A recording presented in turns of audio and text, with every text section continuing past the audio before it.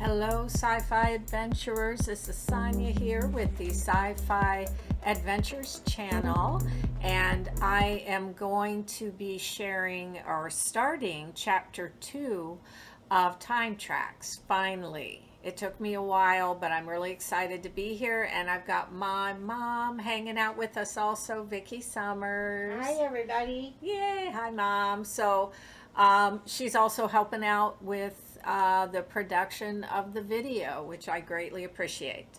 So I'm going to go ahead and just get right into the story. But if you haven't heard chapter 1, When Destiny Calls, you can find it here on the Sci-Fi Adventures channel in narrated videos. So I made a playlist, but I'm going to go ahead and start with chapter 2, and it is called Answering the Call. So here we go. It helped Sophia to know that she could go back if she wanted to, but she still felt seized with indecision. Please, I don't mean to keep you. It's just that I still don't know what to do. She paused here a moment, wondering what name to call him. She had gotten used to thinking of him as TC, but for some reason she felt a little awkward bringing up the subject. I just realized that you know my name, but I don't yet know yours. I'd just sort of been thinking of you as TC. He smiled and winked, putting her at ease again. Well, Miss Sophia, as a matter of fact, most everybody calls me TC these days, short for, well, I reckon I'll be telling you more about my name and myself if and when you board the train. I know this is not an easy choice, but I do want to say that for most folks who come here, well, it's usually because they're being given a chance to change something that sorely needed changing. Sophia's eyes widened. Oh, but I thought my life was going pretty well. Her lack of conviction made her cringe. That is before Daniel broke off our engagement. TC looked at her intently, his kind gray eyes full of compassion. Oh, please, Miss Sophia, I didn't mean to worry you. There is much more for you to know should you decide to board Destiny's train. I reckon I just can't say too much on this side of things, except that what awaits you will likely make it all clearer to you. Sophia's heart skipped a beat. Destiny's train? That is the name of the train? TC's eyes were twinkling again as he answered her. Why, yes, Miss Sophia, it surely is. Should you decide to board Old Destiny, you will find a return to what should have been, that is, what could have been, if it weren't for all the interference. Sophia swallowed hard. Interference? What interference? Her head was beginning to spin. Either TC was talking in complete riddles now, or she was getting too confused to keep up. TC continued in a reassuring tone. There, Miss Sophia, I do hope you won't worry too much. I can just imagine how confusing all of this must seem right now. But don't you worry, because things have a way of getting clearer, especially when we give them a little time to sink in. He stopped then and looked at his watch again before carefully placing it in his front pocket. Well, Miss Sophia, it looks like my trusty watch is telling the time again. I really must be going now, but you take good care, miss. Sophia felt a lump in her throat at the thought of him really going this time, but she smiled and nodded, and TC smiled back at her reassuringly before finally turning to go. I do hope to see you on the train, Miss Sophia. Sophia stood very still as she watched TC walk with an even, steady gait, as though he had all the time in the world toward the mountain. There was a new hush in the air that she had not noticed before, and she could now hear the steady rush of water from a nearby stream. She took a moment to breathe in the clear, clean mountain air and felt more invigorated right away. Sophia replayed the day's events over again in her mind, and as she did so, it came clear to her why she had been hesitating. She was afraid that if she boarded the train, she would not only lose her life as she knew it now, but her identity too. She needed to face it, though. She needed to change. Recalling that awful moment back at the park pavilion, it became painfully clear to her that she did need to lose herself, at least whatever version of herself she had become with Daniel. That person was going through life timid and afraid, and Sophia no longer wanted to live as though she were only a spectator living out someone else's life. She did not know how or why, but she was being given the chance at a new start, and she was going to take it. With a rush of excitement, she now knew beyond a shadow of a doubt what she wanted to do.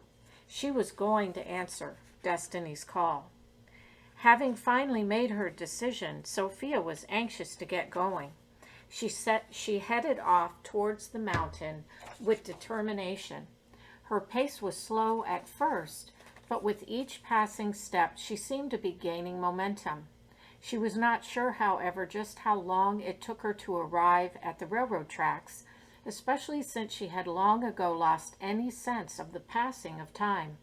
But now she was here. The train station was small, consisting only of a metal enclosure with a roof overhead and an unmanned ticket booth.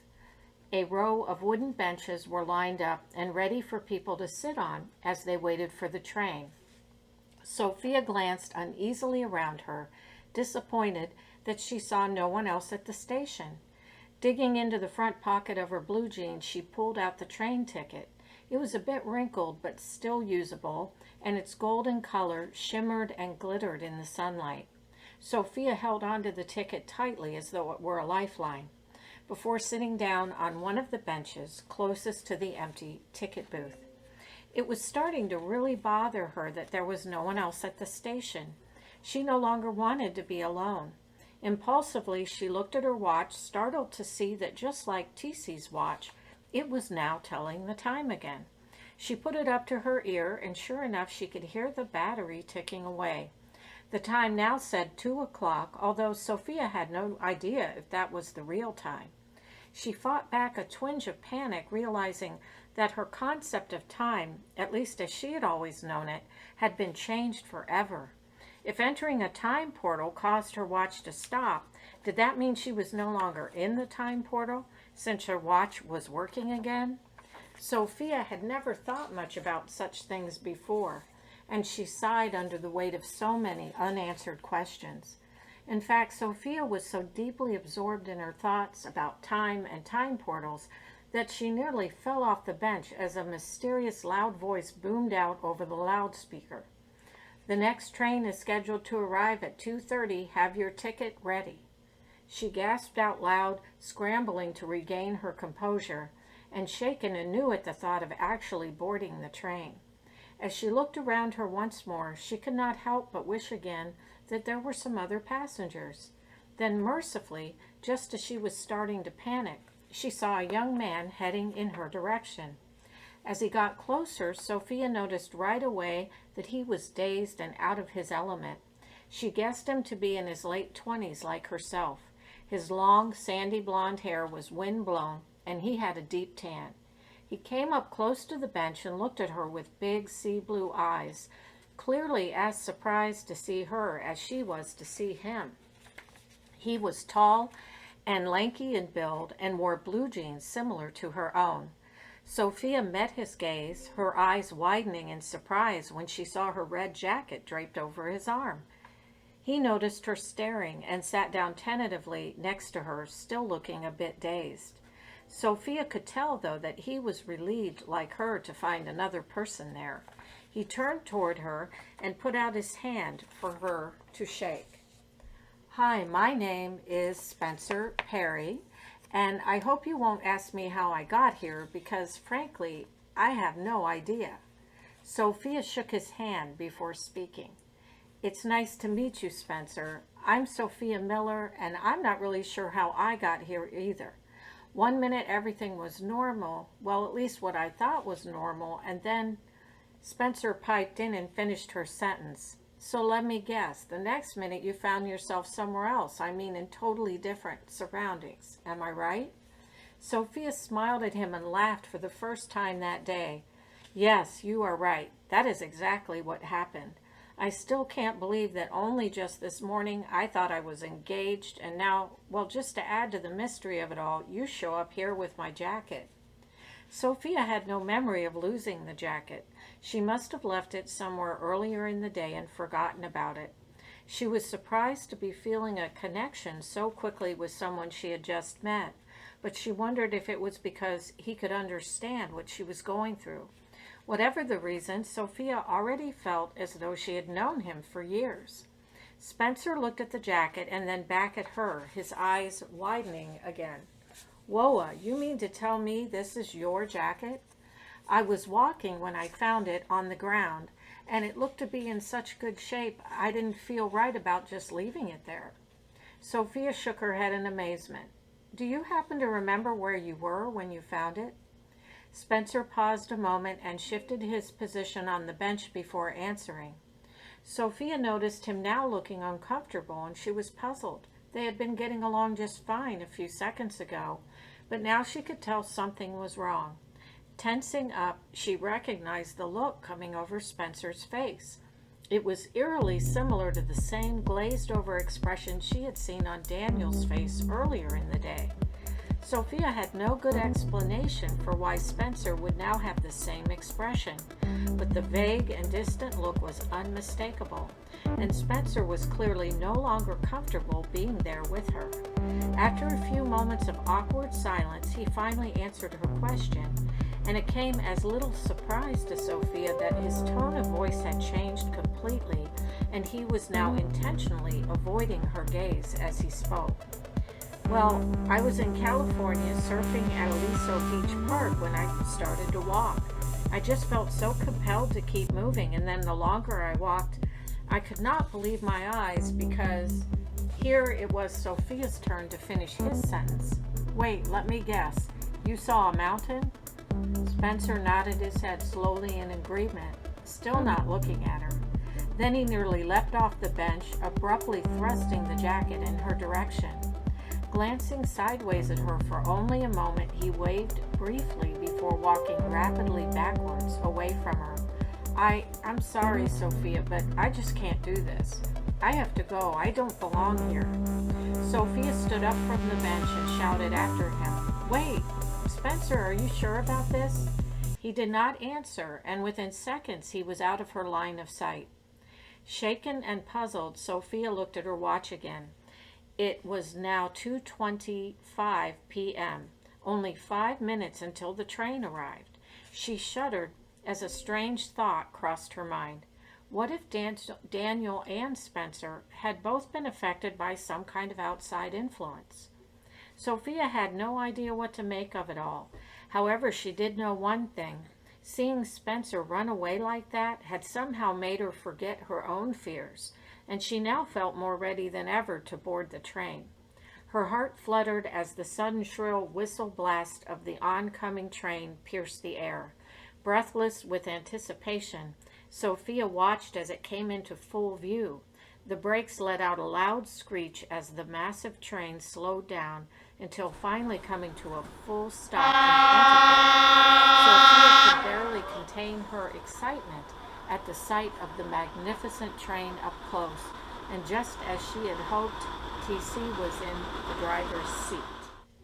Okay, guys, that is that's all I'm going to read for right now, but in my next video, I will do the conclusion of Chapter 2, and I will start Chapter 3, which is titled The Intruder. And I hope you enjoyed that installment or segment of the story. And be sure to stay tuned to the Sci-Fi Adventures channel for more of Time Tracks. And I also want to mention, I recently did a video with an update of Time Tracks. And in that video, I mentioned that I'm also publishing the story on an app called Wattpad. And I did include a link in the description to that where you can actually read it in written form if you'd like to. And I will include it in the description for this video as well. And I think that's about everything, unless you can think of anything, Mom, before? No, that's about good. That's about good. All right. All right. Okay, so I want to thank you all for joining me, and again, stay tuned for more of Time Tracks, and we'll get another video out soon, hopefully, and finish up chapter 2 and start on chapter 3. So until next time, keep exploring. I know I will, and I want to thank you for joining me. I look forward to being back with you soon.